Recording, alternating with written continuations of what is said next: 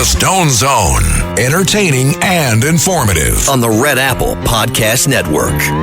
You are entering the Stone Zone, and I am your genial host, Roger Stone. Well, I don't know about you, but I, for one, am not tired of winning yet. At the end of 100 days, I venture to say that President Donald Trump has actually achieved more than perhaps my other previous favorite president, Ronald Reagan, did in 8 years.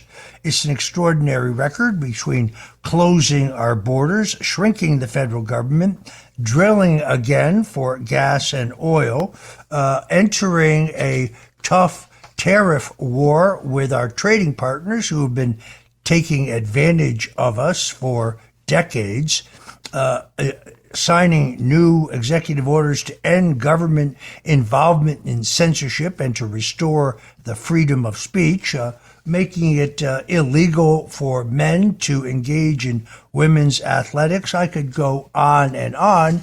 Here's a new one that really kind of tickled me. President Donald Trump has signed an executive order requiring English language proficiency for commercial motor vehicle drivers such as truckers. In the order issued Monday, Trump says the, quote, requirement has not been enforced in years and America's roadways have become less safe. My administration will enforce the law to protect the safety of American truckers, drivers, passengers, and others, including by upholding the safety enforcement regulations that ensure that anyone behind the wheel of a commercial vehicle is properly qualified and proficient in our national language, which is English. In other words, so they can read the traffic signs. The White House press secretary, Caroline Leavitt, wow, is she a firecracker, elaborated on the situation, saying there's a lot of communication problems between truckers on the roads. It's a public safety risk. We're going to ensure that our truckers, who are the backbone of our economy, are all able to speak and understand English. That's a very common sense policy here in the United States. Another executive order signed Monday will direct state and federal officials to publish lists of, quote, sanctuary cities, jurisdictions, or places where local authorities often do not cooperate in enforcing federal immigration regulations. There are several California public officials who may soon find themselves being investigated and perhaps even being arrested for violating this order. Donald Trump and Tom Homan are guys who mean business. And if I were some Democrat mayor or Democrat governor, I would think twice about openly announcing your intention to defy federal law. Maybe they're looking for their 15 minutes, kind of like this congressman from Michigan, Shri Tanadar. He's introduced a resolution for the impeachment of President Donald Trump. I went through the list of his causes. I couldn't find one legitimate cause. Could it be because the congressman, who, by the way, my colleagues tell a number of my sources in the House tell me that he reeks of both urine and curry, is $800,000 in debt in his congressional campaign account. So I think this is really not so much about any alleged crime or other high crime or misdemeanor, I think is the exact language required in the Constitution. I think it's about getting his 15 minutes and also raising a few bucks. It really is distasteful. Remember Congressman Al Green from Texas? He introduced articles of impeachment against Donald Trump within hours of Trump being sworn into his first term. So this guy is kind of the Indian American Al Green, not to be taken seriously. Meanwhile, conservative activist Robbie Starbuck, who's a friend of mine, is setting his sights on Meta, claiming in a new lawsuit that the social media conglomerate's AI chatbot defamed him. Starbuck documented that Meta chatbot falsely accused him of being a, quote, white nationalist who was arrested on January 6th, and he has now sued them for defamation.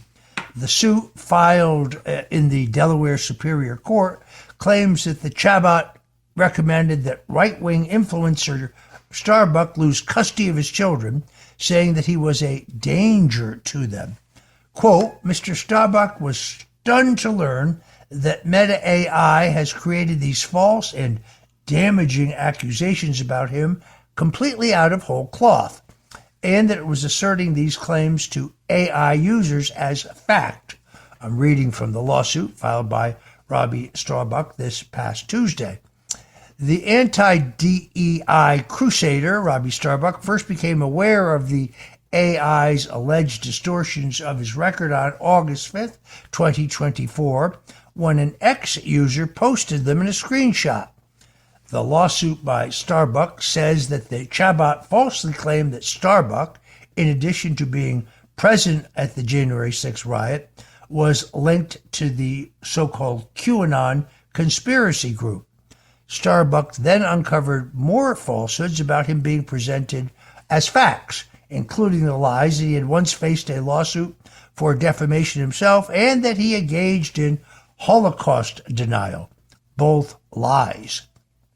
That same day, Starbuck tagged several of Meta's top executives in a post on X, calling on them to rectify the situation. He also had his lawyers issue a formal cease and desist letter. Mark Zuckerberg, are you cool with your platform attacking people with fictional stories? What are you going to do about the lying AI? There has to be accountability. That's what he said on X back in August. 3 days later, Starbucks' lawyer received an email from Meta's counsel, Michelle Visser, which said that the company is taking the matter seriously and conducting an investigation. Meta's Chabot, however, has continued to defame him to this day and has not corrected the falsehoods about him. Meta's chief global affairs officer, Joel Kaplan, responded to a video posted by Starbuck this past Tuesday saying, "This is clearly not how our AI should operate. We're sorry for the results it shared about you and that the fix we put in place didn't address the underlying problem." I suspect the only thing Meta and Facebook are saying about Robbie Starbuck is the only thing they're sorry about is the fact that he's suing them and once again bringing attention to Meta's discriminatory practices against conservatives. I have the same problem. I still, to this day, do not have a profile on Facebook. But there are at least 5 other Roger Stones who are on Facebook, and it's worse than that. They're actually selling cryptocurrency and Bitcoin.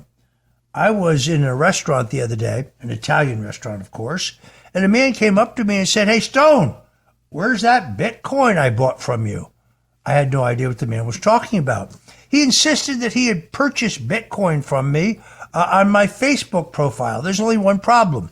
I don't have a Facebook profile. I'm banned for life on Facebook. I'm also banned for life on Instagram. I'm also banned for life on YouTube.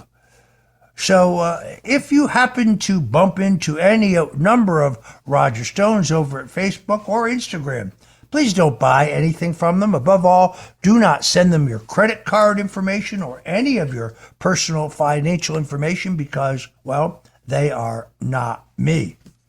Meanwhile, the Wisconsin Supreme Court issued an administrative order on Tuesday calling for Milwaukee Circuit Court Judge Hannah Dugan to be temporarily relieved of her official duties. Dugan was arrested and charged with obstruction of an official proceeding on Friday after evidence came to light that she had shielded an illegal immigrant from federal agents. Now, you will see a large number of liberal Democrat commentators insisting that Dugan was arrested because the Trump administration disagreed with one of her rulings. That's false. She was arrested once again and charged with obstruction of an official proceeding on Friday after evidence came to light that she had shielded an illegal immigrant from federal agents. She was also charged with concealing an individual to prevent discovery and arrest. The order on Tuesday reads that Dugan, quote, is temporarily prohibited from exercising the powers of a circuit court in the state of Wisconsin.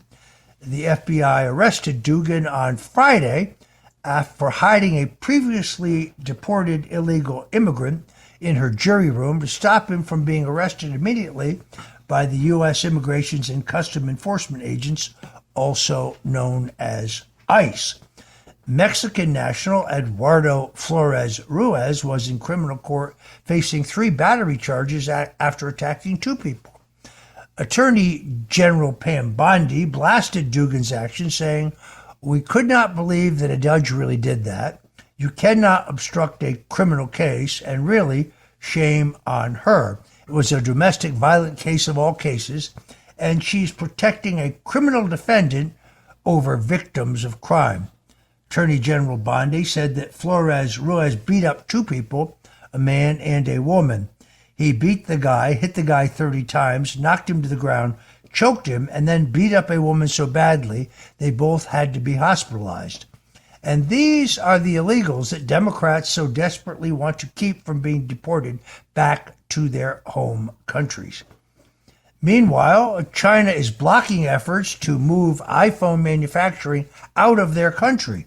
Chinese authorities refuse to allow one of Apple's Chinese equipment suppliers to export machinery to India that Apple needs for the upcoming iPhone 17's trial production, according to 2 people with direct knowledge of the matter who spoke to us here in the Stone Zone. No reason has been given by China as to why authorities are preventing the export of these machines, but it is almost certainly a move to maintain its dominance over global supply chain, and most importantly, Apple, which has to remain dependent on China for years to come. With lower tariffs on India than China, Apple sought the leverage to lower their labor costs in India, but China has now blocked them. Currently, Apple assembles roughly 20% of its iPhones in India, a number that's taken several years to build up to. Apple reportedly wants to take things much further, though, with a long-term goal of moving about half of its iPhone production out of China. Foxconn, the Taiwanese company that builds most of Apple's phones in China, has already seen approval times from Chinese authorities for exporting the iPhone making equipment from Chinese factories to those in India rise from 2 weeks to as long as 4 months. Donald Trump has signaled that he will crack down on the notorious Democrat fundraising platform ActBlue. We're going to talk about that when we come back. ActBlue is the payment processing app which Democrats have used to move millions of laundered dollars into candidates for the U.S. Senate, for governor. But among the very largest recipients of these phony contributions is New York Attorney General Letitia James. When we come back on the other side, we'll talk more about that. Thanks for tuning in to the Stone Zone. Whatever you do, don't touch that dial. The Stone Zone on the Red Apple Podcast Network.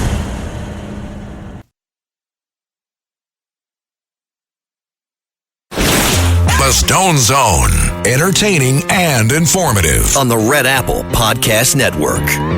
We're back in the Stone Zone. As we were discussing, President Donald Trump is now cracking down on the notorious Democrat fundraising and money laundering platform ActBlue.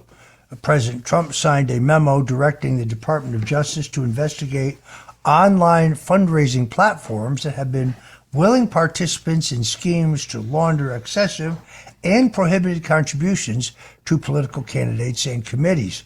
There are now 19 state attorney generals who are investigating ActBlue. Trump's memorandum is targeting foreign contributions to American elections. Many have claimed that foreigners are exploiting ActBlue for such purposes. Here's how it works. You can give through the ActBlue app, but unlike when you usually make a purchase or a contribution utilizing a credit card, they turn off the feature in which your credit card has to be matched to the address where the billing is sent. This has allowed them to essentially launder literally millions of dollars, but the pattern is very clear. Instead of large donations, what we see is a pattern of many, many small donations. So, for example, the Democrat congresswoman from the Orlando area who ran in the last state election against U.S. Senator Marco Rubio, with very low name ID and, frankly, no prospect of victory, raised $37 million, almost 80% of it through Act Blue. The incumbent, Marco Rubio, raised almost $10.5 million, less than a third of what she raised. How likely is that? The answer is unlikely. Who is among the worst offenders? Well, that would be New York Attorney General Letitia James. Right now, there are people who are canvassing those across the country who say they gave to Letitia James. They are shown a spreadsheet with the dates and amounts of the contributions they allegedly gave to Letitia James' campaign for Attorney General. I've looked at the initial proceeds. 70% of those contacted have never heard of Letitia James and flatly deny having given any contribution. So when New York One's Errol Lewis says the mortgage fraud charges against Letitia James are false, that's just the beginning, Errol. Wait till you see what's coming.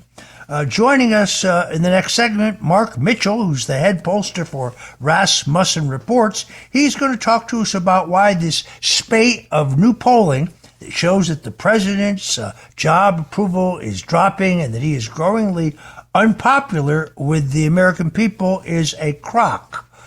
So don't go away. Mark Mitchell, the head pollster for Rasmussen Polling, will be along in just a moment. Whatever you do, don't touch that dial. We'll be right back in the Stone Zone with our guest, Mark Mitchell with Rasmussen Polling. The Stone Zone on the Red Apple Podcast Network.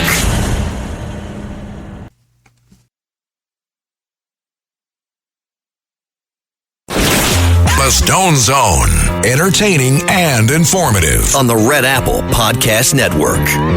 Welcome back to the Stone Zone. We're joined now by Mark Mitchell. He is the head pollster for Rasmussen Reports, and I would say a leader in the information war. He is a U.S. Naval Academy graduate and former nuclear submarine officer turned financier and technological leader, but he founded himself as a real outsider in an industry desperate to reassert their integrity, and that is, of course, political polling. Rasmussen's Reports has made a name for itself, not just for predicting with extraordinary accuracy election outcomes, but also questioning other pollsters in their methodology and timing, and questioning Americans about things that the establishment doesn't want questions asked about. Mark Mitchell, thanks for joining us today in the Stone Zone. Oh, it's great to be here, Roger. Let me tell you how happy I am about this. The list of people who are like, oh, you're going to love Roger, you should talk to him. John Fawcett, Brendan Hauser, I was talking about today. Rich Barris, they all give shout-outs, and I'm really happy to be here. Well, I am myself, of course, a consumer of survey research going back in a 50-year career in American politics. Mark, I remember the days when all of the polls were taken at the doorstep. That's how far back I go, in the days of Gallup and Harris. And I talk often about how easily it is to rig a poll. In my view, there are two kinds of polls. One kind is in which the person who commissions the poll and a competent pollster are trying to get an accurate measure of public opinion within the time frame that the poll is taken, memorizing and realizing that any poll is a snapshot of a moment in time.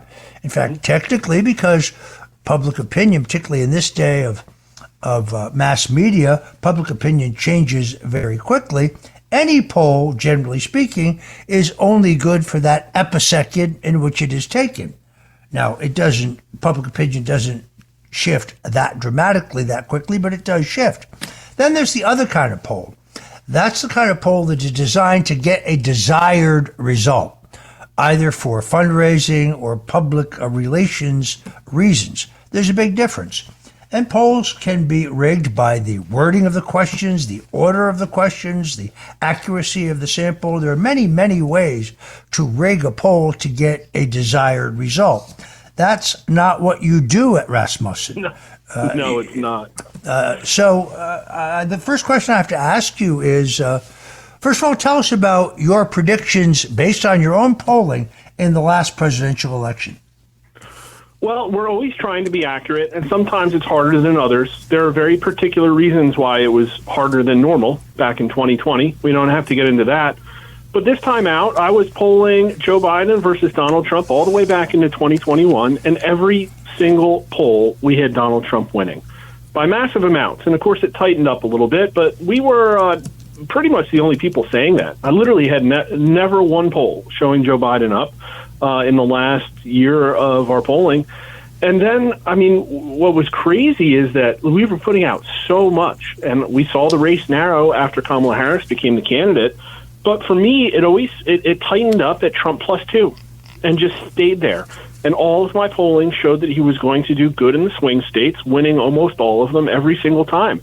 And public opinion does change a lot, rapidly, many times. Just look at Pierre Poilievre. But what it doesn't change about is Trump. Because once you've decided to support Trump, you're pretty much there. Like, you've pretty much gone through the process, in my opinion.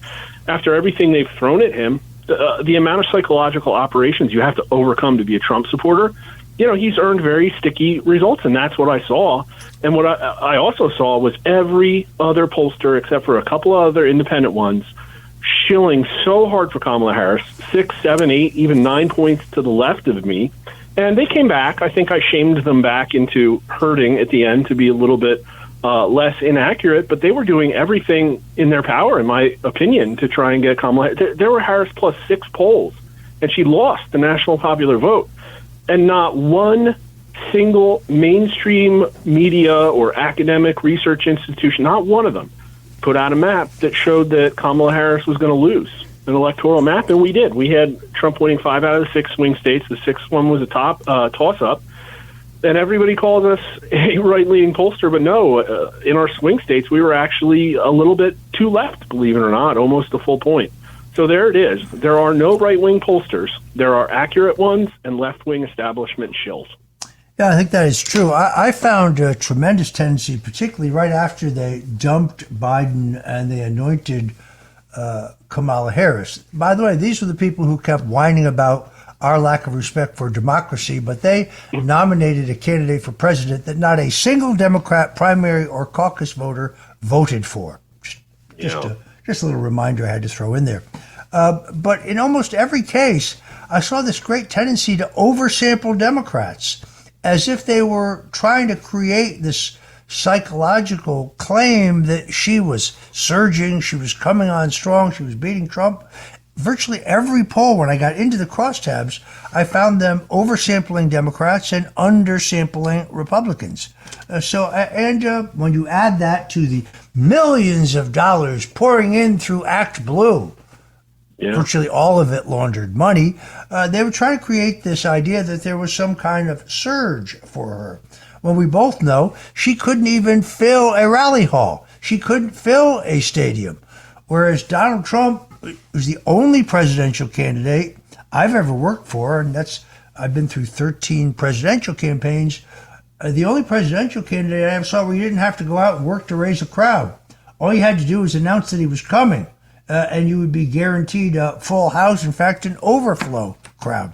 Yet they even tried to claim that he was having trouble filling his rally halls, which, of course, was never, ever the case. Let's talk for a minute about what's going on right now, because you see polling outlets like ABC and Fox News claiming that Trump's polling is tanking and giving him the worst possible 100-day approval rating. What's going on here? Well, it's another psychological operation. just like back in September. They have arrayed everything in their power to take out the anti-establishment candidate. It's really interesting. If you look at the history of Google searches for Trump approval, Bush approval, Biden approval, Obama approval, Trump approval just has like twice as much search volume as everybody else. And that's because they're pushing narratives and headlines, trying to convince everybody that America hates this guy. But, you know, he had his first presidency and then added votes. And then I think won a second time and then added votes. And he keeps adding votes and he keeps adding support. And all they're left with, they don't have political power now.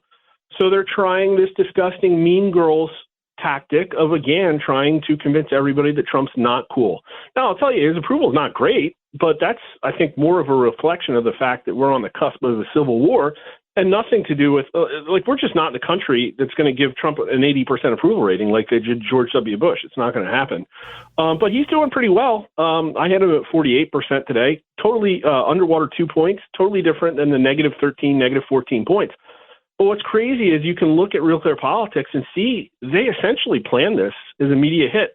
That ABC headline, Trump's the worst 100-day polling in 80 years. I bet they wrote that a month ago. And it's like everybody was rushing to get their homework in to dump all of their scummy polls into the weekend news cycle. And it's like CNN, CBS, ABC, Washington Post, Reuters Ipsos, and even Fox News gave Trump the worst polling that they have this cycle all over the weekend on purpose, I think, to tank his Real Clear Politics aggregate just to get those headlines. Really desperate tactics, if you think about it. And the independent pollsters were like looking around and no, like our numbers don't look at like these guys at all. And they're so like the crosstabs immediately tell you they're so scummy. If you look at the ABC one, they have Trump underwater 6 points on the issue of immigration. That's like Looneyville. In my numbers, 65% of America supports Trump's massive deportation programs, and he's getting rated well on all these issues, even the economy. We had Trump at a 46% excellent or good on the economy. And even though that's his worst issue, that's better than any issue that Biden was ever rated by on any, like ever in all of our polling. And so this whole scenario where every single pollster structurally shows that Trump does worse, it's all fake. It's all a reaction to the anti-establishment candidate, the person who's going to try and end the gravy train, the big corporate marriage of power, capitalism, and political power that's caused globalism, that's stolen the American dream, that's basically crushed people. And it's like, no, your fake media narratives aren't going to work anymore because people remember what it was like under Joe Biden, and they want Donald Trump to fix it. I could not agree more. I was looking at the crosstabs in the New York Times Siena poll. According to that poll, 37% of the people in their sample voted for Donald Trump. Yeah. Ridiculous. Or well, this it's one a small poll, too. It's only like 700 people. It's like really small. They have a massive budget. And not only that, their independents lean 17 points Democrat. Like my numbers don't look like that. Then there's the NPR PBS Marist poll. Like I would believe anything they publish. Please give me a break. It's pretty laughable. One thing I am curious about is voter attitudes about continued aid to Ukraine, voter attitudes about the war in Ukraine, the war between Russia and Ukraine, are based on the data that you've seen, your own data and data of others. Are Americans content to continue to shovel millions, if not billions of dollars more to Ukraine? This is a tough one because there's some things that the Americans immediately see through. They overwhelmingly suspected that COVID came from Wuhan way back in 21, and even half of them think that it was purposely released by China. And yet at the same time, they also are very susceptible to sort of like patriotism, former neoconservative, pro-interventionalist media attacks. And I think that that's something that really did happen because everybody hated Putin. They wanted America to really like intervene to stop this thing. And what's happened is over time, those numbers have absolutely abated. And we've been asking the question very many times, who's winning, Russia or Ukraine? And really what's happened is the numbers have gotten up to basically half think it's a stalemate. And is the United States doing too much or not enough to help Ukraine fight the Russian invasion? 34% say too much, 39% say not enough, And obviously there's a party difference, but not as much as you'd think. And ultimately, voters trust Trump more than they trusted Biden or Harris on this issue, but, by a couple of points. Ultimately, though, we're just in an entirely different political context. You might appreciate this question. We've asked it many times. Who is the biggest enemy that the United States currently faces? And we put North Korea, Iran, Russia, China, all the normal actors. Then we put the Democrat Party and the Republican Party also. And people say that the Democrat Party is America's number one biggest enemy, like 30%, followed by China, roughly 20%, followed by the Republicans in the high teens. And if you look at Russia, it's like 12%. North Korea and Iran are in middle single digits. And so I think this really reflects part of the Trump movement in that Americans might have an opinion about Ukraine or Israel or whatever, but very much in the forefront of their mind and why they're making their votes is domestic issues, is divisiveness, is affordability, and a problem with their future. I mean, we have numbers in the low 30s of people who say that they're better off than they were 4 years ago, and only 22% say today's children will have it better off than their parents. Those are existential problems for our republic, and at the end of the day, Ukraine, I don't think just captures the share of mind. We have about 2.5 minutes left in this segment. A technical question. With the advent of cell phones, with the advent of the internet, with fewer and fewer people having hardline phones in their home, and fewer Americans willing to open the door to a stranger, given these times, it has to make the job of being a pollster far more difficult. How do you go about making sure that you are getting a sample that is an accurate reflection of the electorate? That's true, and people have tackled the problem different ways. What most mainstream media organizations are doing is piling into these really limited panels of only 50, 60, 70,000 people, like the Ipsos panel and the YouGov panel. We still do robodialing landline calling for a little bit less than half of our polls because 90 million people still have them, and we have 400,000 people that like to answer our polling. But then we go to online panels, and those are tougher. You pay people to take the response, and you never really know who's on the other end of it. But it's mostly because our money comes not from a boss, not from a political party, not from dark money NGOs. It comes from subscribers and advertisers. So at the end of the day, I want to be accurate or our business won't exist. It really is a matter of will. It really comes down to that. And the way I can tell you is that, ABC and Reuters have been inaccurate for like 12 years now, polling with the Ipsos panel, but you haven't seen them get any better. So at a certain point, it ultimately comes down to will. In 10 or 20 years, maybe I'll be polling AI bots, or maybe I'll be, casting chicken bones and doing dark magic. I don't know, but there will always be election prediction. And I think that we're reaching more people than almost everybody. And we haven't even needed to go to cell phone yet, although we will at some point. But you raise an interesting question. At the end of the day, with so many scammers out there, the person who answers a cell phone poll, maybe it tells you more about that person and their mentality than it does about the actual population.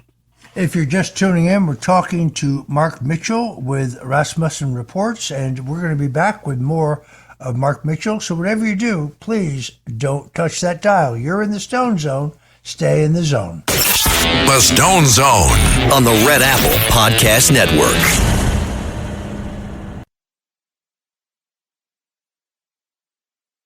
The Stone Zone, entertaining and informative on the Red Apple Podcast Network. And you're back in the Stone Zone. We're talking to Mark Mitchell. He's the head pollster with Rasmussen Reports. And I must say, he has developed a reputation for uncanny accuracy in the predicting of his polling. We're honored to have him today. We were talking about the technical difficulties because of the different ways that people get information today and the different ways people communicate online, by cell phone. Still some hardline telephones, particularly among older voters. But the other phenomenon I want to ask you about, Mark, is the reticence of some voters out there to tell a stranger on the phone or over the internet, or even at their front door for that matter, that they're going to support Donald Trump because they don't want to be harassed. They don't want to be targeted. Yeah. They don't want Antifa in their front yard, whatever it may be. To what extent do you have to take that into consideration when you conduct any poll involving Donald Trump? I think it's a constant consideration, although we don't have that same brand problem that many other organizations probably do, and I don't think that they're very concerned about. The Ipsos community managers that recruit people are, the folks you'd expect, mid-20-year-old women with pronouns in their bio. And they ultimately what it comes down to is that, again, any stream of data can be useful and it can be calibrated. And all it comes down to is that I want to be accurate. And so if I get data and I miss an election and it's because I was too left, I'll look at why and I'll say, oh, it's because I was underrepresenting Democrats, or my Democrats were too Trumpy, or I'm getting too many conservative black voters. And I'll look at how I target and try and change those things or shift into different data sources or run these tests. But again, all of these organizations, not only they've developed a reputation of having their own America that doesn't look like a representation of what reality is, and so they don't want to fix it. And again, if people who barely know polling can look at New York Times Siena crosstabs and say, "Oh man, they oversampled too many Biden 2020 voters," duh. They're not doing the work needed to refine their data streams and correct and calibrate to actually show the results. They're just not. All right, here's a tough question for you with about a minute and a half. You have an excellent reputation for accuracy, well-deserved by your own track record. Who out there among the other pollsters do you respect? Well, I was just on with Rich Ferris, the People's Pundit. I think he does great work.